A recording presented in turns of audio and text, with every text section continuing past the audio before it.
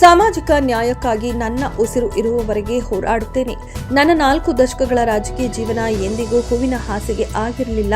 ಅದು ಕಲ್ಲುಮುಳ್ಳುಗಳ ಹಾದಿಯಾಗಿತ್ತು ಎಂದು ಮುಖ್ಯಮಂತ್ರಿ ಸಿದ್ದರಾಮಯ್ಯ ಹೇಳಿದ್ದಾರೆ. ಕುರಿ ಕಾಯುತ್ತಿದ್ದವನು ಸಿಎಂ ಆದದ್ದೇ ಪಟ್ಟಭದ್ರರ ಕಣ್ಣು ಕೆಂಪಾಗಲು ಕಾರಣ. ನನ್ನ ಮೇಲೆ ವಿರೋಧಿಗಳು ನಡೆಸುತ್ತಿರುವ ಬಹುತೇಕ ದಾಳಿಗಳು, ಮಾಡುತ್ತಿರುವ ಟೀಕೆ, ಆರೋಪಗಳಿಗೆ ನಾನು ಹುಟ್ಟಿದ ಜಾತಿಯೂ ಒಂದು ಕಾರಣ ಎಂದು ಅವರು ಎಕ್ಸ್ನಲ್ಲಿ ಬರೆದುಕೊಂಡಿದ್ದಾರೆ. ನನ್ನನ್ನು ರಾಜಕೀಯವಾಗಿ ಮುಗಿಸಲು ಹಲವಾರು ದೊಡ್ಡ ನಾಯಕರು ಹಲವಾರು ಬಗೆಯ ಕುಟಿಲ ಕಾರಸ್ಥಾನಗಳನ್ನ ಮಾಡಿದ್ದಾರೆ. ನನ್ನ ವಿರುದ್ಧ ಯಾಕೆ ಷಡ್ಯಂತ್ರ ಮಾಡ್ತಿದ್ದಾರೆ ಎನ್ನುವುದು ನನಗೆ ಗೊತ್ತಿದೆ. ನಿಮ್ಮೆಲ್ಲರ ಬೆಂಬಲದೊಂದಿಗೆ ಈ ಹೋರಾಟವನ್ನ ನನ್ನ ಉಸಿರು ಇರುವವರೆಗೆ ನಡೆಸುತ್ತೇನೆ. ರಣರಂಗವನ್ನ ಬಿಟ್ಟು ಓಡಿ ಹೋಗುವ ಹೇಡಿ ನಾನಾಗಲಾರೆ ಎಂದಿದ್ದಾರೆ. ಸಾಮಾಜಿಕ ನ್ಯಾಯ ಎನ್ನುವುದು ನನ್ನ ಪಾಲಿಗೆ ಒಂದು ಸಿದ್ಧಾಂತ ಅಲ್ಲ, ಅದು ಸರ್ವ ಸಮಾನತೆಯ ಗುರಿಯನ್ನ ತಲುಪಲು ನಾನು ಆರಿಸಿಕೊಂಡ ಬದುಕಿನ ಹಾದಿ.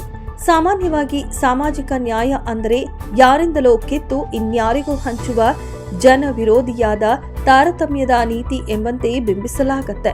ಸಂಪತ್ತು, ಅಧಿಕಾರ ಮತ್ತು ಅವಕಾಶಗಳು ಎಲ್ಲರಿಗೂ ಸಮಾನವಾಗಿ ಹಂಚಿಕೆಯಾಗಬೇಕು.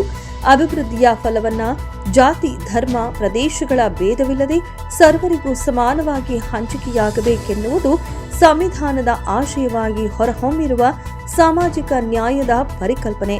ಇದೇ ನಿಜವಾದ ವೈಜ್ಞಾನಿಕವಾದ ಅಭಿವೃದ್ಧಿ ಮಾದರಿ.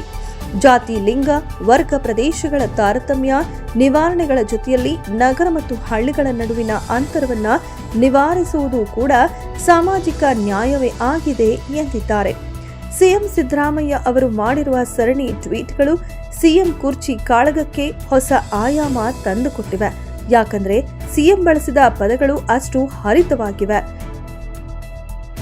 ಇದೆಲ್ಲವನ್ನ ಸಿಎಂ ಸಿದ್ದರಾಮಯ್ಯ ಯಾರಿಗೆ ಹೇಳಿದ್ದು, ಯಾಕೆ ಅನ್ನೋ ಪ್ರಶ್ನೆ ರಾಜಕಾರಣದಲ್ಲಿ ಹರಿದಾಡುತ್ತಿದೆ. ಆದರೆ ಜೆಡಿಎಸ್, ಬಿಜೆಪಿ ನಾಯಕರು ಸಿಎಂ ಅವರ ಈ ಮಾತುಗಳ ಕಾಂಗ್ರೆಸ್ನವರಿಗೆ ಅಂತಿದ್ದಾರೆ.